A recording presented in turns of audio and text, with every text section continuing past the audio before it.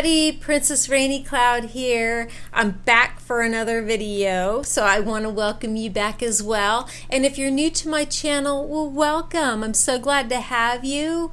If you like what you see, please think about subscribing. And if you like this video, give it a big thumbs up so I can get it out to more people and we can get in that YouTube algorithm. And basically what my channel is all about is strange and unusual subjects, mainly going back into my life and sharing with you experiences that I have had, because I find that I think a lot of times these types of things happen to us and sometimes you feel like you have no one to talk to. So I wanted to open the conversation on these various subjects and connect with others about it to find out if you too have had something like this happen to you. So this video is going to be about an experience that I had as an adult back in 2012. This all happened kind of around the same time when Finding Bigfoot came out and people were all into it, and it was kind of a craze, and everybody was like all of a sudden now had Sasquatch on the brain. So, it was in the back of my mind from watching the various documentaries. I kept an open mind about this subject because there are thousands of credible reports all over the globe, not just in North America, but all over the globe. And there are so many footprint casts that have been found from trackways that are way out in the middle of nowhere. One of the trackways went on for miles. So the little nuances from these experiences that people relate really lend to the credibility that there really could be something out there. So in the back of my mind, I always, felt that there was a possibility. That said, I want to get into what had happened to us. In January of 2012, my sister contacted me, who lived up with my mom in Tracy, California. She let me know my mother was in the hospital, doing very poorly. I was living in Southern California at the time, in Orange County. And so I was driving back and forth, and sadly on March 2nd of 2012, my mother passed away. I drove up the very next day, and then my eldest sister flew in from Arkansas. And so the three of us were together to deal with all the various things that you have to take care of after someone passes. It was just important for us to get together. So while we were there, my youngest sister, who, like I said, lives there in the area, she thought it might be a nice reprieve to go camping for an evening. And being that Big Basin State Park is such an amazing place to go, that was the place she chose. In the Santa Cruz mountains, it's an old redwood forest, and I just get goosebumps when I think of how beautiful it is. I mean, it's just a nature lover's paradise. And it wasn't too far, so it was basically a pretty quick drive there. So we get our gear together, we all hop in the car. I got there, it was a little later afternoon, but the sun was still out. On the way in, we thought, well, let's find where we want to camp before we get to the ranger station. We picked a couple of beautiful spots right next to a creek. The creek ran along the base of this mountain that then went up to this ridge. So there was a ridge on both sides and then a road that went through, and then you had camping sites on both sides of the main road, and it was just absolutely gorgeous. So we were on the side with the creek. After we chose our spots, we drove to the parking area that was right by the ranger station that also accommodated the day area. So people could go there, park, and go hiking, and then, of course, leave for the day. So it was still pretty chilly there, and there were not a lot of people in the park. There were a few people when we arrived that were leaving from the day area. We noticed that there was a motorhome that was probably about 5 spots away from us, and it was an older couple. And then across the main road where like the washrooms were, there was another younger couple with a couple of kids. But other than that, there were no other campers in the park other than the people who were using the day area. All I could think of, it is so quiet. It is I have never experienced such quiet. And none of the normal sounds of nature. There were no birds singing, there were no crickets chirping. It was like someone would just completely turned off the volume. But yet the only thing that you could hear were a couple of the kids that were getting in this white SUV as they were leaving for the day. So you could hear their voices, but other than that, there were no sounds. And then I remember the other thing I noticed while we were waiting is I looked over at the ranger station, and there was a big chain link fence around the perimeter of the outside. They were renovating the ranger station, and then they had all like the lumber on the inside of the chain link fence, and then on the outside of the chain link fence I remember seeing like a little pile of like scrap lumber, like the cuttings that they had tossed away.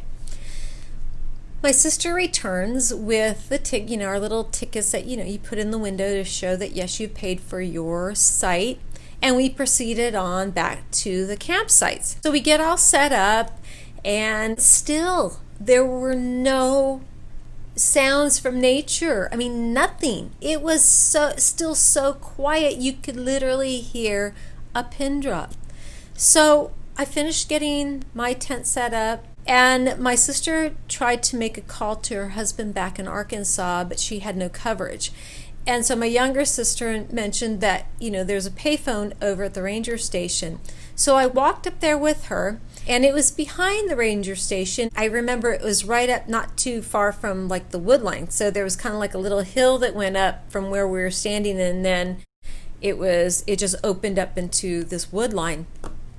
So I'm just standing there thinking, wow, I wonder what kind of animals are in this park that are in these woods. It was just so fascinating because even in Southern California, we had cougars and bobcats and lynx and deer, coyotes, roadrunners. I mean, all types of wildlife, even in the most populated areas. It was really quite amazing. The canyons were just filled with wildlife. So I thought to myself, there must really be some like serious animals in this park. And while I'm standing there taking in the scenery, a ranger comes out the back door and down the steps, and I could tell he was like locking things up for the night, leaving. And he looks over at me and he kind of waves, and I wave back to him, and he comes walking over and he said, is everything okay with you girls? And I said, oh yeah. We are just making a phone call because my sister wanted to call her husband, but she had no service, no cell service at our campsite. And he said, well, if you need to use the phone tonight, do not use this phone after dark. He said, in fact, you can get in your car, you can drive up the hill, and once you reach the top of the hill, you will have a signal. Whatever you do, don't use this phone at night. I was just like, what happens if you use this phone at night? I mean, that was a little disconcerting, I have to say, but I'm sure he just wanted to protect us. And I thought, well, it could be mountain lions, there could be bears, even, humans. You just don't want to take a chance. So I understood it, and I took it under advisement. So we go back to our campsite. My younger sister made dinner, and we're all sitting around the fire talking after dinner. And my eldest sister said, while we were driving in, I happened to notice something, and it was a Bigfoot museum by the side of the road on the way in when we were still in Felton. And I said, oh yeah, I remember seeing that. And she said, why do you think there would be a Bigfoot museum here? And I said, well, there have been some sightings in the Santa Cruz mountains. I mean, there aren't a lot, but people are very interested in Sasquatch now. And so, I don't know. Maybe we should check it out on the way out. She kind of laughed about it, like she thought it was a little on the ridiculous side. So she asked me, she said, well, what do you think about Bigfoot? And I said, well, I really don't know what to think about it. I do know that there are a lot of very credible reports from very credible people, and this is something that is all over the globe. So I told her, there are so many footprint casts, and there's just all this, circumstantial evidence that really kind of leaves me open to the fact that there could be a possibility that these creatures actually exist, but I mean, I really don't know. So I explained to her, just some of the various techniques that they use to look for a Sasquatch, and mentioned the whole thing about the tree knocking. She wanted to know what that was, so I got a stick and demonstrated, and she just laughed. She thought it was really funny, but I made like the perfect tree knock, and it carried throughout. You could just hear it go through the trees, and I started laughing, but then I was thinking to myself, oh my goodness, I didn't hear anybody knock back, so I thought, well, hopefully I didn't summon anything, that's the last thing you want to do. My younger sister thought I was nuts, and she was just like, oh my goodness, there goes Marcy again, talking about these crazy subjects. One thing I have learned in this life is that truth is far stranger than fiction, and I think most people would agree with me on that. Some of the things I hear about that either people do or people have experienced, I could not make it up if I tried. I mean, my imagination does not go that far. So definitely, truth is can be a very bizarre thing. Like I said, it was very chilly. We were all kind of tired, emotionally drained from dealing with the passing of my mom. And we just kind of all decided, I think it was like around 11, to just turn in for the night and said goodnight to my younger sister and her friend, and my eldest sister and I retired to our tent. I think I fell asleep the second that my head hit the pillow, which is very unusual for me with camping, only to be awoken at 12:15 to the most god-awful scream I have ever heard. And this scream was so loud and so voluminous that if I had to describe it as a visual, it would be like seeing one of those how like when a blast goes off and you can see the force going through. That's what it felt like. It felt like a blast of sound just barreling through the treetops, and it jarred me awake. It almost vibrated me awake. It was so loud. And I remember just sitting up in my bed going, what was that? And I looked over at my sister, and she was still asleep, and I thought, wow, it didn't wake her up. I'm shocked. So then I sat there for a while, and I thought, I didn't dream that, did I? No, I didn't dream that. That was really, really loud. First thing I did was check my phone to see, what time it was, and it says 12:15. So I thought, okay, I've only been asleep for about an hour. What in the world was that scream? And I know that there are animals out there that scream, like the fox and the mountain lion. In fact, the mountain lion scream is horrifying. But this did not measure up to either one of those screams. It reminded me of the way a chimp screams. If you've ever been to the zoo and you've been in like the monkey house, or you're watching the chimps and they get all riled up and they just start screaming. Well, it was that type of scream, only so much bigger, like a giant, powerful chimp scream. It was just bizarre. So I sat there in my bed, and I'm trying to stay warm, but I'm like, I don't know what's going on. And all of a sudden I heard a tree knock, and I was just like, what? I thought I was imagining things. I thought, I got Bigfoot on the brain. We were talking about it before I went to bed. Maybe I did dream this. Maybe I'm still dreaming, and you're like pinching yourself, make sure you're not dreaming. And I heard it again. And then this time, one answered back from over on this. So one was coming from one ridge, and then it was getting answers back from the other ridge. Like I mentioned, there was a ridge on both sides, and then the road went through.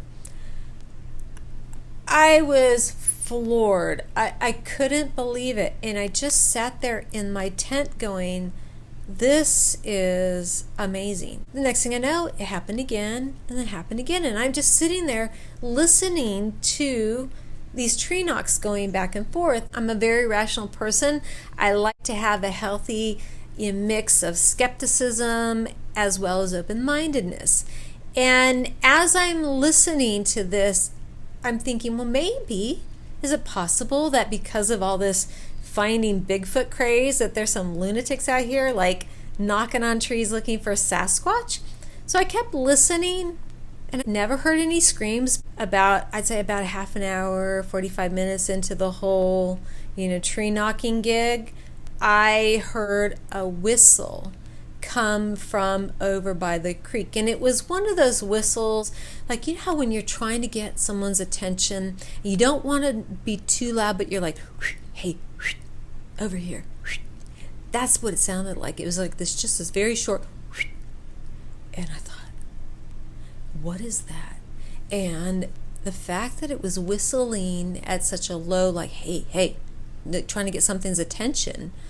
And meanwhile, there's no other sounds. Again, like I said, there were no sounds from nature. So it wasn't a bird. There was nothing happening. No crickets, no frogs, nothing. And we were right next to the creek. So I'm thinking to myself, when you whistle like that, you're trying to get someone's attention. And when you're that low of a whistle, that led me to believe that there were more than one creature that this one was communicating to. So I really kind of got on edge because there I sat in my tent with this micro thin layer of nylon between me and my sister and whatever was out there whistling and knocking on trees. I mean, it was surreal, to say the least.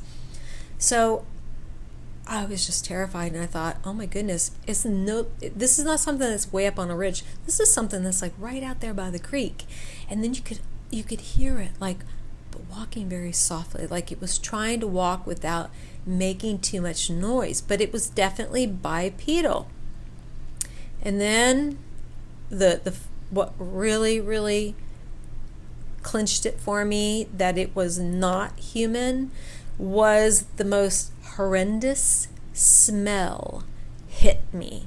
It invaded our tent, and this smell was so thick, so pungent, it literally made your eyes water, and I felt like I couldn't breathe. And I was just like going, oh my God. I mean, it smelled like the worst sewer that you could ever possibly imagine. It's just horrendous. Well, it smelled like a combination of that and death, like rotting meat, maybe even diarrhea. It was so bad. I couldn't even believe it. So there I was in the tent, could not being able to breathe, terrified because I could sense that there was something out there.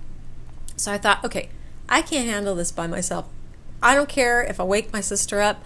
I do not want to deal with this by myself. I need some moral support. So I reached over and I said, hey, I went to wake her up. I said, are you awake? And she's like, are you kidding me? I had been awake since that thing screamed. And I said, I've been sitting here in bed terrified, and you've been awake all this time? And she said, yeah. And I said, and she was just so terrified. She was so terrified that she didn't even want to move. And she too smelled. She goes, that is the most horrendous smell. And I was like, I know. And she said, I can hear something. I was like, I know. And it was almost at one point in time, you get that feeling there. You feel the presence. It's kind of like in my last video, how we talked about that feeling that when you feel like you're being watched. Well, this was similar in the sense that something else's energy field kind of crossed over into our energy field, and you can sense it. I don't know, it felt like there was something standing right there. And as much as I wanted to peek outside, I was not prepared to look to see what was out there. We could both sense there was something there outside. You could feel it, like standing there. Like when somebody walks up very silently behind you and they're just standing there, and you're like, you feel there's somebody behind you. You didn't hear them, but you can feel it, and you turn around and oh yeah, they are. You could just feel that presence. It is very unnerving. You can feel it. So both of us agreed that we felt there was something outside the tent, and it almost I didn't hear breathing or anything, but I could just sense it. And then you could hear these like very, very soft footprints, like eventually walking away, like it was trying to walk away without anyone hearing it. But it was definitely bipedal. So I wasn't sure if it was a human. I wasn't sure what it was. It was definitely scary. So I am just sitting there like just going, what the heck? And my sister's looking at me and she goes, that knocking sound that we keep hearing? And I said, yeah. And she said, is that what you're talking about with the Bigfoot? And I said, that's what they say, that's what they say. I said, and it's going back and forth, and now we hear this one in our camp, or whatever it was in our camp. We were terrified. I was terrified. And right about that time, I had to go to the little girl's room so bad that I thought my bladder was going to burst, but there was no way I was going to leave that tent. Thankfully, I held on, but it was horrible. So that just made it worse. It added to the stress, and we're like listening, going, we were just so astonished. About the time that it took for whatever this thing was to meander its way towards the ranger station, because you could hear it heading that direction. All of a sudden, the knocks were going on up on the ridges, but all of a sudden you heard this clack, and it sounded like two boards, possibly two of those scrap boards from the ranger station renovation, that were then being picked up and clapped together in response to the two up on the ridges. So now we had clack, clack, knock, knock, knock, clack. It was like a symphony of tree knocks and clacks going on. And it wasn't like how when they show on Finding Bigfoot where there's a tree knock and then you don't hear anything for a while. This was just like, they were going at it, and they didn't care who heard. They were just going at it, and I thought, this is astonishing. But I kept listening, and I never heard a call. I never heard anything like that other than that one scream when it all first started. But now we had, this third party. So it was kind of like they were triangulated. They had one ahead and then two up on the side, and they were, knocking back and forth. And my sister's like, oh my God. She goes, if I hadn't been here, I wouldn't believe it. And I said, I'm very open-minded to this, and I don't even believe this is happening. This is like, it is unreal. I felt like I took a step over into the twilight zone, and everything was just unfolding. It was so bizarre. So we sat there just terrified, listening. Meanwhile, my bladder is just screaming. And the next thing I knew, I heard voices outside, and they were laughing, and I was like, my younger sister and her friend were up, and I thought, oh my gosh, I can't believe they're outside. And so I unzipped the tent and I poked my head out, and I was like, what are you doing out there? And she said, oh, my friend wanted to smoke. And I said, but don't you guys hear what's going on? And she's like, what? I don't hear anything. And I was like, you don't hear that knocking sound? She goes, and they're laughing at me. So I'm thinking, all right, you want to be the decoy? That's fine with me. So I thought, hey, they're making all the noise. I'm going to run out really quick and go find myself a little tree right over here, close, not too close, but close enough so I don't get grabbed by something in the woods. So, oh my goodness, I was like so relieved. I finally ran out, and I thought, you know what? She wants to be outside. She thinks I'm stupid for, alerting her to the sounds that we're hearing going on. I'm like, hey, you know what? You want to be Bigfoot bait? Go for it, honey. So I ran back into my tent, and I told my sister, I was like, She and her friend are out there just smoking and eating, like, our cheese crackers, which they stole from me, by the way. I noticed that. I had a box of those really yummy miniature Ritz cheese sandwiches. And I was just like, where the heck did these go? Oh yeah, they snagged them and took them back to their tent. But anyways, that's a whole nother story. So I come running back and I was like, oh my goodness, I feel so much better. And she's like, did you see anything? I was like, no. I was like, just, our sister is out there with her friend, and so we listened to them for a while, and I was a little worried. I thought, if there is something out there, I mean, obviously I love my sister. She can be a pain in the butt sometimes, but I love her. I didn't want anything to happen to her. And I hear them kind of like going back into their tent, and then it got quiet again. But meanwhile, the knocking is still going on. Now, something that was very interesting that I want to point out that both my sister and I noticed was when my younger sister was out there with her friend, they were being very loud and really quite disrespectful, considering that there was that older couple, several spots down from us. And I thought, they're out there hooping and hollering and laughing in the middle. I mean, really being loud and just completely disrespectful to anybody who was around camping. They just didn't care.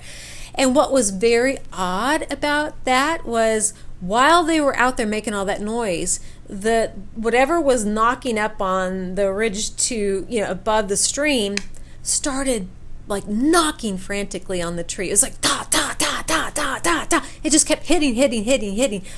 And my sister and I looked at each other, and I was like, do you hear that? And she said, yeah. I said, that thing is really upset. And she laughed and she said, oh my God. She goes, she even has the ability to piss Sasquatch off. And I was like, I know. I know. I was like, it's uncanny. So it's been kind of an ongoing joke. We always joke about the fact that, our younger sister was making Sasquatch really upset. And he was like, knock, or whatever it was knock, knock, knock, knock, knock, knock, knock. And then once she quieted down, it stopped. And it went back to just the knock, knock, knock. And it was just like, shut. It was like its way of telling her, shut up. High five, Sasquatch. That's all I got to say to that. The knocking went on probably right before 3:30, and then everything just went silent. And again, the whole forest was silent. And I was so tired by this point in time, and I just didn't care. I thought, you know what? If he comes back and grabs me out of this tent and whatever, I just don't care anymore. I need to go to sleep. I can't deal with this anymore. So it was really quiet. We didn't have anything else happen within our campsite, so I figured, okay, it's safe to go to sleep. I laid down and I was out. So the next thing I know, I'm waking up and it's absolutely freezing cold. I am freezing. I felt like a freaking popsicle. But one thing I did notice is that the forest was alive. There was so much sound going on. I heard woodpeckers pecking. I heard birds chirping. I heard frogs croaking over here in the creek. I heard crickets. All the typical sounds of the forest going on. And it was like black and white difference from the previous day. My sister and I headed out. We went to the museum. The man that owns the place answered the door. His name is Mike Rugg, and he is like so cool. But we go in and we're just kind of like walking around in the museum, checking things out. We're standing there, and I said, well, while we're on the subject, something very interesting happened to us last night. And he said, oh yeah, what happened? And so I went into my account and explained it to him. He said, oh, he goes, that's interesting. He goes, we thought they had left the area. What? He thought they had left the area? I mean, he said it so matter of fact, like, oh yeah, they were here. They've been here for a while, and oh, we thought they moved on. I could see that this was a very real animal. And I was just like, I was astonished by that. So I asked him, I said, do you get many reports here of these animals? And he pointed to a map behind me. It was just this map of like the Santa Cruz mountains, just that general, that immediate area. And it was just filled with colored pins and like red, blue, yellow, green, and each one of them stood for a different classification of experience. I was astonished, and when I saw those marks, I thought to myself, wow, something is going on here. So he suggested that he pull out a soundboard on his computer, all the various calls and screams that the different known animals make in the area. And I explained to him, I said, it had a chimp-like quality. And he just kind of laughed. I said, but a very big, powerful chimp. Like maybe an 8-9 foot chimp. That's a scary thought. So, yeah, it was really interesting. We left there just shaking our heads going, I don't know. I mean, I get goosebumps just thinking about it. I was just astonished. And my sister said, I have a confession to make. She said, when you were telling me about this last night when we were sitting around the fire and you made that tree knock, she goes, I just thought, oh my goodness, my poor sister, she's like, because she used to get me all involved with all this crazy fantasy stuff when we were little kids. So she's laughing to herself thinking, oh my goodness, I ruined this poor kid. Now she's like delusional over this giant ape man running around in the wilderness. But she said, oh my goodness, she said, after last night, my whole world has changed. She said, my whole view of reality has changed. She goes, I don't know what to do with this information. And I said, here, I was open to it and I don't know what to do with it. And I remember she saying something to the effect that, I would love, because she would love to get her husband to go out looking for Bigfoot. But, California is a long ways away. And I said, hello, you live in Arkansas. Did you forget about the legend of Boggy Creek? And she's like, oh my gosh, I forgot about that. So I said, I don't think you probably have a shortage on these things. If they're real, and I mean, the legend of Boggy Creek is legendary. So I told her, I said, I bet you if you really wanted to go out and investigate this, possibly where you live, because where she lived in Arkansas and where I live now, because I have since relocated here to Arkansas, we're surrounded by forests. Everywhere. But right on the edge of civilization. They're right there. And Santa Cruz is a prime example. It looks like a lot of forest area, but when you're on the ground, you realize that within these forested areas, there's a lot of population. There are so many people. And I told her, I said, if these things can be in the Santa Cruz Mountains this close to civilization, I am pretty certain that you go back to Arkansas, they're there. Pretty certain about that. So, yeah, we kind of left it at that. Within like a month or two after we met Mike, he did a little video on YouTube about us and told our account, and it was really interesting. It was kind of fun. But I just left there going, there's something to this. There really is something to this. So that's my story for today. And now, oh my goodness, now I know why. The ranger had to have known about these things. How do you not know about these things? We were there for one night and we experienced this. And that could have been why he was so like, yeah, you have an emergency in the middle of the night, don't use this phone, get in your car. It's just, I got chills up and down my arms from that. So anyways, I hope y'all enjoyed this video. If you do, don't forget to give it a big thumbs up. Also, if you haven't yet, please subscribe. And also, once you're subscribed, you'll be able to hit all the notifications so that each and every time I post a video, you won't miss a single one. So, thank you again for watching. Thank you for being here. It is such a pleasure to share my experiences with you. And also, I want to hear from you down in the comments. Have you had an experience with Sasquatch? And if so, what was it like? Did you have any of the same things like me? Did you hear tree knocking? Did you see one? You know, where were you? You don't have to give me exact location. General is fine, but I'm very curious. Were you out camping? Were you in the woods? Were you driving in a car? I mean, I want to hear about your experiences. So, thanks again for watching. Love all y'all.